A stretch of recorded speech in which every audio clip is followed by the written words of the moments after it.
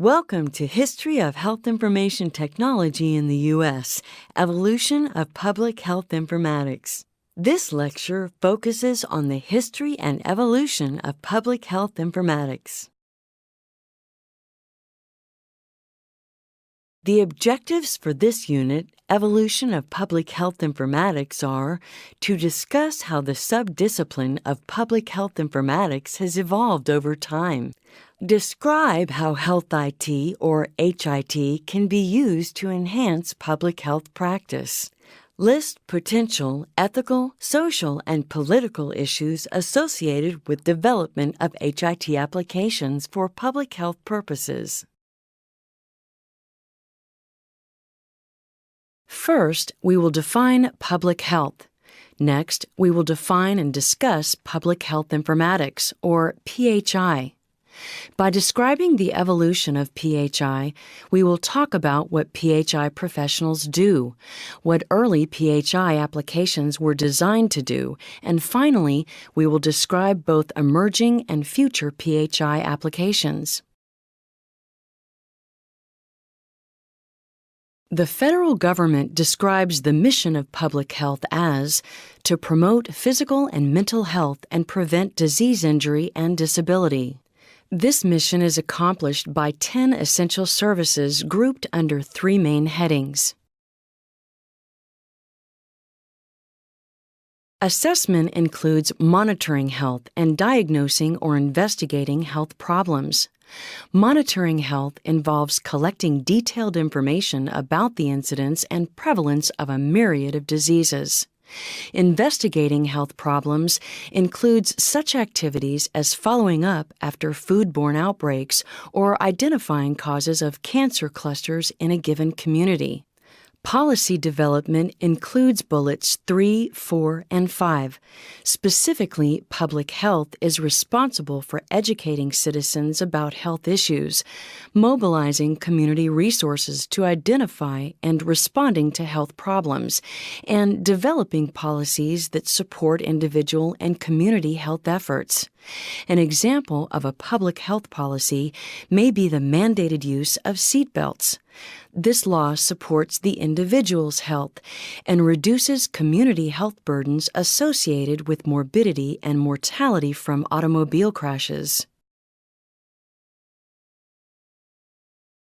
The last 5 essential services are part of public health's assurance responsibilities. These include enforcing laws or regulations designed to preserve health or ensure safety, providing access to healthcare services as a last resort for individuals without access otherwise, training or providing continued professional education to the healthcare workforce, evaluating the accessibility and quality of population-based health services, and finally, conducting research on population health problems so that new solutions can be discovered. As can be seen by these 10 essential services, public health is very concerned with preventive rather than curative aspects of health. Moreover, public health is more concerned with issues that can affect communities or populations rather than individual-level health issues. Now that we know a little about public health, let's explore what PHI is. PHI came about when public health officials began utilizing health information technologies to support what they do. The responsibilities of public health are collectively referred to as public health practice. PHI has been defined by Freed et al. As the science of applying information age technology to serve the specialized needs of public health. PHI has also been defined by Yasnoff as the systematic application of information and computer science to public health practice, research, and learning. There are several ways PHI is different from other informatics disciplines. First, there's a focus on prevention and on populations. Second, given the broad nature of public health, there is a wide range of interventions that can be used to achieve the goals of PHI. Lastly, public health operates almost entirely in a governmental context, either federal, state, or local levels of government. So, unlike related informatics disciplines, PHI could be constrained by this governmental context. PHI professionals are usually individuals with backgrounds in both IT and public health. Typically, one requires a baseline amount of knowledge in both disciplines to take full advantage of PHI applications. Freed, one of the authors that provided a definition for PHI that we just reviewed, first described the need for PHI as a distinct field in 1995. While the PHI field gained some momentum in the late 1990s, it wasn't until 2001, with the events of 9/11 and the subsequent anthrax attacks, that the need for health IT applications specifically for public health purposes crystallized. These two major events reminded us how vulnerable we are and how important constant monitoring of health trends are to our ability to respond to bioterrorism.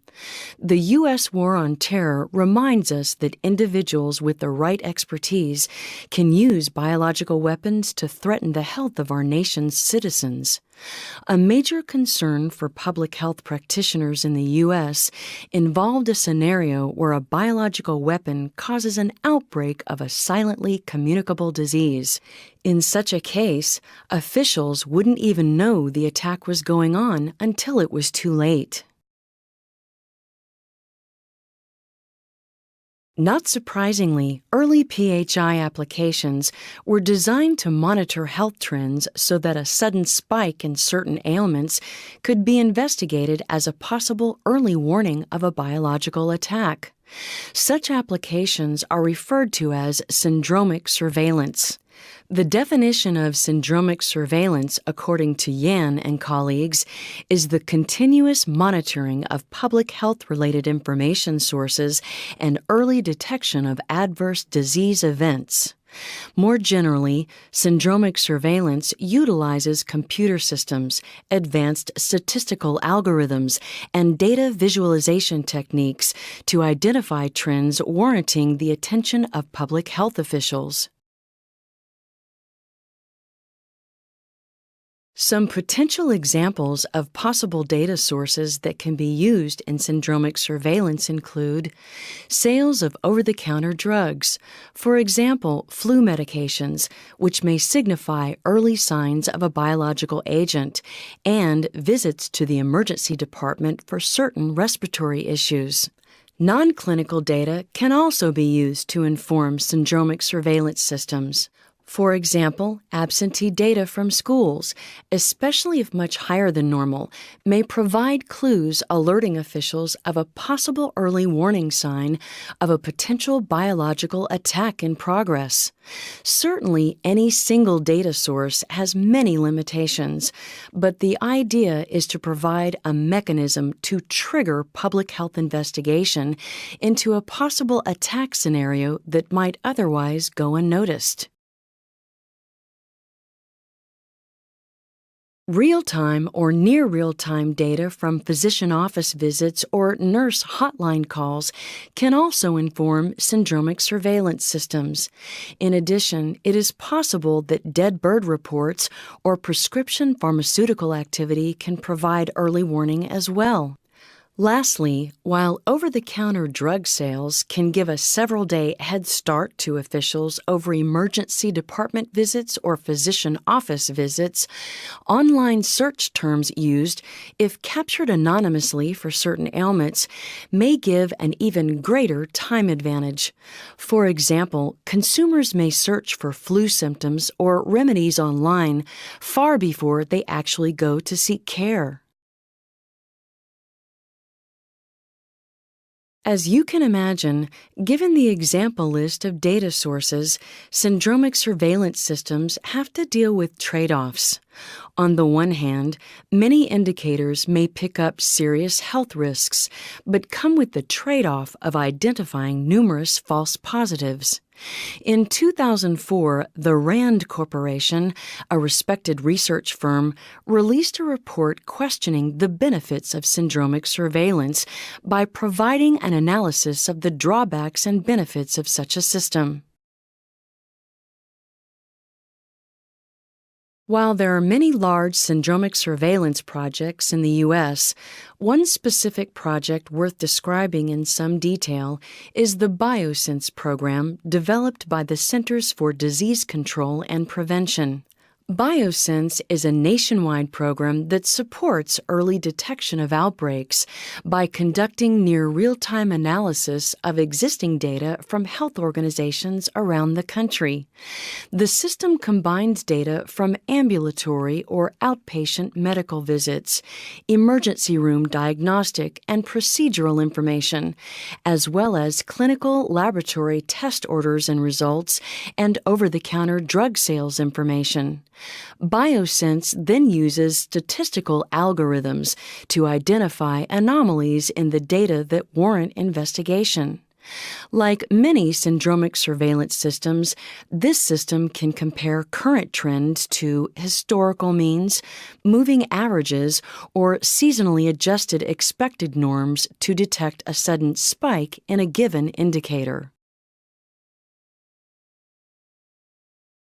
This map from a CDC report displays where hospitals, Department of Defense facilities, and Veterans Affairs facilities are located that contribute data to the BioSense system.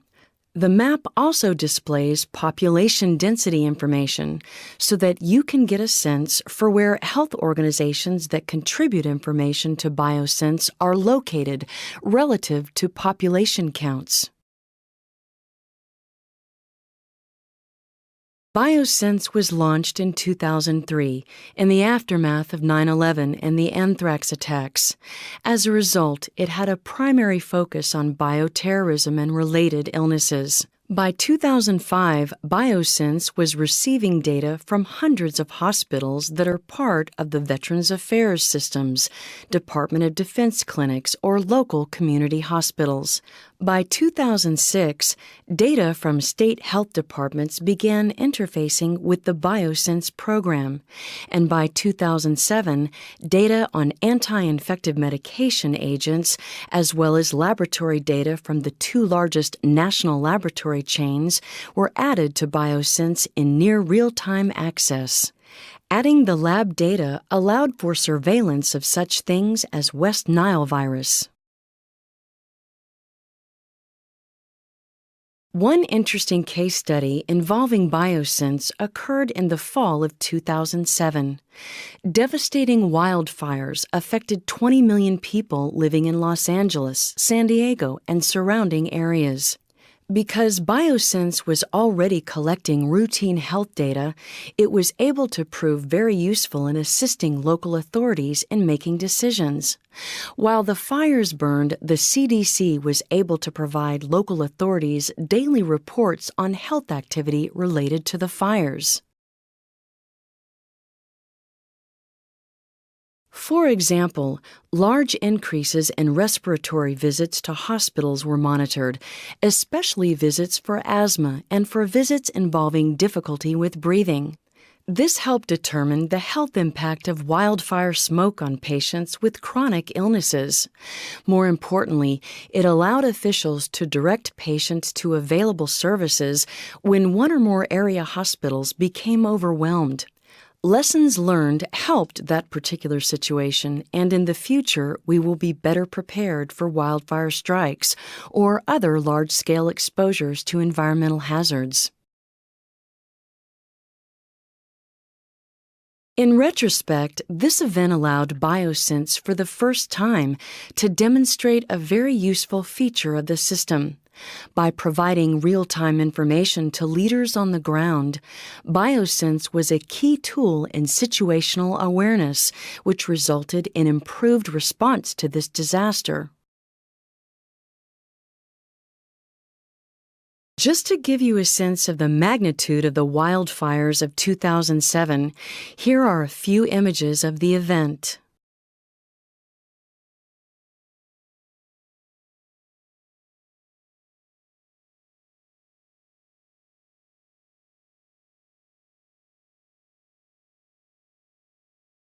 This is a satellite photo depicting the smoke plumes blowing west off the California coast. This graph, built with data from BioSense, charts the number of emergency visits with a chief complaint of asthma and the corresponding physician diagnoses for asthma that occurred during the time period of the wildfires. The small diamonds on the trend lines represent days with statistically significant increases in detected events, as flagged by the BioSense Syndromic surveillance system. The diamonds on the highest peaks of both trend lines correspond to soon after the fires at Witch Creek and Harris started. Incidentally, those days also correspond to when evacuations were ordered. A week or so later, as the rates came back down, wind changes blew the smoke out to sea, and the fires were eventually contained. This data highlights the usefulness of a syndromic surveillance system and how it is able to detect spikes in rates of disease. Further analysis of data can easily be done to investigate rates of disease by age group, gender, or time period, as public health officials deem necessary. In late 2011, the CDC launched a redesigned BioSense system dubbed BioSense 2.0. The redesigned system builds on the capabilities of BioSense and includes additional features such as a cloud-based computing architecture. This allows state and local syndromic surveillance data to interface with BioSense. With better management tools, the states can coordinate BioSense with their health information exchanges and other beneficial features, making the system more useful to local public health agencies. While BioSense is one example of a national system, local systems exist as well. In a systematic review of studies reporting on syndromic surveillance systems, Chen et al. Identified 20 such systems which have been implemented at the local, county, or state levels. Many of these systems also focus on detecting one or more agents that may be used as part of a biological attack on U.S. soil. Some agents that existing local systems screen for include anthrax, tularemia, smallpox, and Q fever, among others. Anytime large crowds gather temporarily in a given locale, there are potential public health concerns. The temporary and sudden surge of population density at a local event brings potential health hazards, including highly communicable diseases, and makes for a potentially attractive target for bioterrorism. Therefore, public health officials have used syndromic surveillance systems in conjunction with the Olympic Games. For use in World Cup soccer tournaments. During G8 summits, which have been associated with large demonstrations or, at times, riots. Or large sporting events such as baseball's World Series. Football's Super Bowl. Or horse racing's Kentucky Derby. Syndromic surveillance systems have also been used in pandemics, such as the most recent H1N1 flu outbreak. During the H1N1 pandemic, public health officials were able to chart important developments in how the disease was affecting U.S. citizens. In this image, officials plotted pediatric deaths from H1N1 across the U.S. map to determine where children were most likely to die from the disease. This assisted public health decision-makers with the development of strategies designed to save lives. In the future, experts expect that syndromic surveillance systems will be able to make better use of clinical data captured by electronic health records. Moreover, as BioSense has shown us during the California wildfires, public health informatics applications will play an increasingly important role in situational awareness and other routine public health practices such as submission of reportable diseases and the tracking of deadly infections like MRSA. MRSA stands for methicillin-resistant Staphylococcus aureus, a dangerous drug-resistant infection. Even though the field of PHI evolved rapidly in response to the events of 9/11, many other PHI applications are easy to conceive. For example, Geographic Information Systems, or GIS, and the use of short message services, otherwise known as text messaging, can play an informatics role in public health practice. GIS is a mechanism that captures, stores, analyzes, manages, and/or presents data that are linked to location. Quite simply, it is the plotting of data points on a map so that trends can be examined by geographic location. GIS is a powerful tool that can be used to support the practice of public health. In Birmingham, Alabama, for example, the Jefferson County Department of Health uses GIS to help make decisions about needed public health services.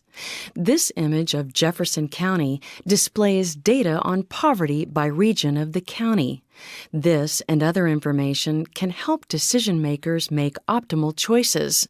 For instance, when the Jefferson County Department of Health needed to assess the best placement of public health clinics, GIS specialists plotted the location of patients' home addresses on the county map to determine the best places for clinics to exist. By taking into consideration minimum travel distances and convenience for patients, officials were able to analyze various scenarios of health center placement and its impact on patient coverage. Ultimately, GIS tools were used to more efficiently and conveniently affect access to care for county residents. Several articles have been published that demonstrate how text messaging can be used for public health purposes. One such study examined patients enrolled in a weight loss program. Patients who received daily texts encouraging them to stay on schedule, eat healthy, and exercise were able to lose more weight. In a separate study, individuals traveling overseas and requiring certain immunizations were more likely to receive their second or third dose when reminded by text messaging to come in several months later when their follow-up visits were scheduled. In another study, women diagnosed with a sexually transmitted disease gave clinicians at a public health clinic the cell phone numbers of previous sexual partners. The men were then discreetly notified by text message to call a number where they were then notified of their possible exposure to the disease. Men who were contacted this way were able to initiate appropriate treatment more rapidly. Clearly, there are some potential ethical and social concerns with some of these practices, but the researchers were interested in testing new PHI applications that may one day be more commonplace if proven successful. Lastly, given that one of the 10 essential functions of public health is research, researchers have experimented with ways in which health data can be collected on cell phones with the use of text messaging.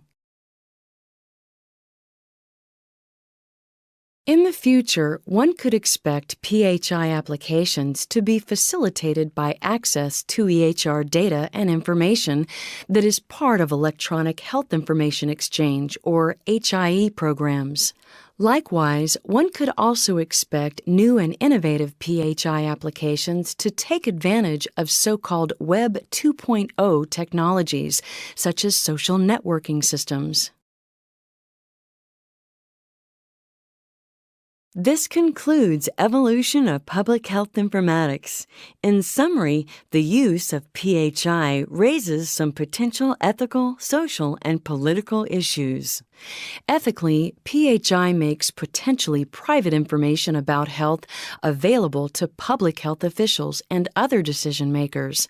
Such instances as STD notification and even syndromic surveillance information, if tracked with patient identifiers, needs to be carefully considered and governed for the appropriate and legal use of such information. Socially, members of society may not be aware that their information, for example, doctors' visits, may be used for public health purposes.